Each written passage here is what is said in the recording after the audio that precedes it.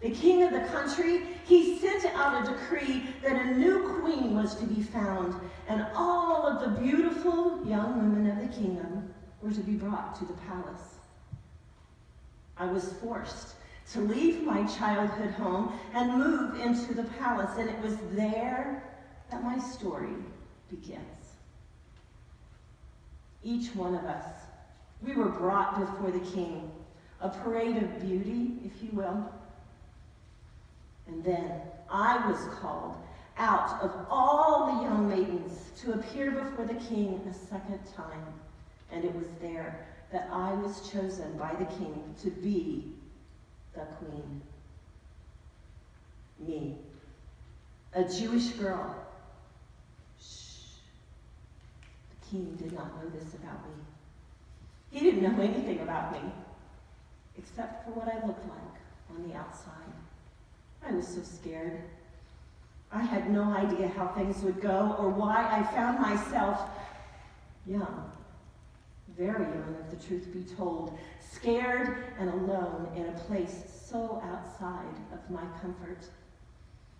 I spent many nights in tears, feeling very small in this brand new world. As a Jewish girl, I tried so hard to remember not only who I was, but whose I was. I had to believe that my God knew what was happening and that there was a calling and a reason behind it. And although I did not know it at the time, he did have a mission for me. One that could not have been carried out if I had not left my old life behind. As time went by, I was living in the palace with every comfort that you can imagine. And just as I was beginning to settle in and find my way in this new world that I found myself in, an evil plot was devised and brought to the king that all of the Jewish kingdom should be destroyed. You see, Haman, he was the king's right-hand man, and he had it in for my uncle Mordecai. And the king had no idea how this would affect me and my people. I was horrified, and I found out that he had not only agreed to this wicked plan, but he had signed off on it to be carried out. And I began to fret, and I began to worry about how God's people, my people, would survive this. I could not understand the big picture of my life, but I had to trust that God was in perfect control. Easy? What do you think? My uncle and I began to talk, and we came up with a plan for me to go and to speak to the king. It was a very scary plan, one that put my life at risk.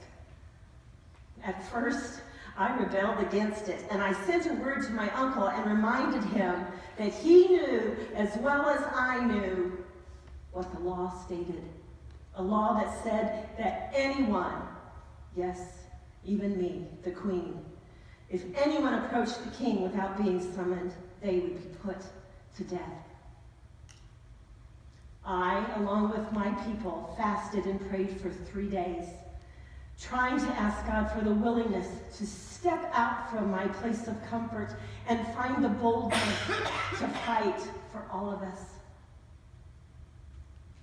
My uncle encouraged me by telling me that maybe this was my mission, my calling, my reason, and that just maybe I had come to this kingdom for such a time as this. After our time of prayer and fasting, I knew that I had to speak to the king, so that I began to put my plan into motion. I would go to the king and I would fight. I knew it was against the law, but if I perished, I perished. It was more important for me to do what God had called me to do and to trust that he was in complete control. Nothing in my life was so more out of my control.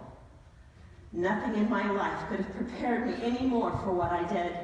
I pressed my hands against the door, And I stood there for what seemed like hours. With one last deep breath, I pushed open the door where the king was. My hands shook, but my heart and my feet stood strong. And I stood there praying for acceptance, but ready to receive my demise. But then I heard the king, and he asked me to come forward and to make my request. He even offered me half of his kingdom. Instead of issuing my request directly, I invited the king and his right-hand man, Haman, who had talked the king into this evil plan in the first place, to a banquet. And it was there that the king knew that I had something on my mind. So he asked me again for my request and again offered me half of his kingdom. But I subtly conveyed the importance of my request by insisting on a banquet the next day as well. And just as my God always does, he was working behind the scenes. You see, the king had been reviewing some of his records, and he remembered that my uncle Mordecai had once saved his life and how he had honored him for it. This information worked very well into my mission. At the second banquet, I told the king of Haman's evil act against my uncle and all of the Jewish people, and to my surprise, the king stood with me in honoring once again what Mordecai had done for him. And he spared my people, and he spared me. I can't say as much for Haman and his family. God was then and has always been my source of security and comfort. I had to be reminded of that.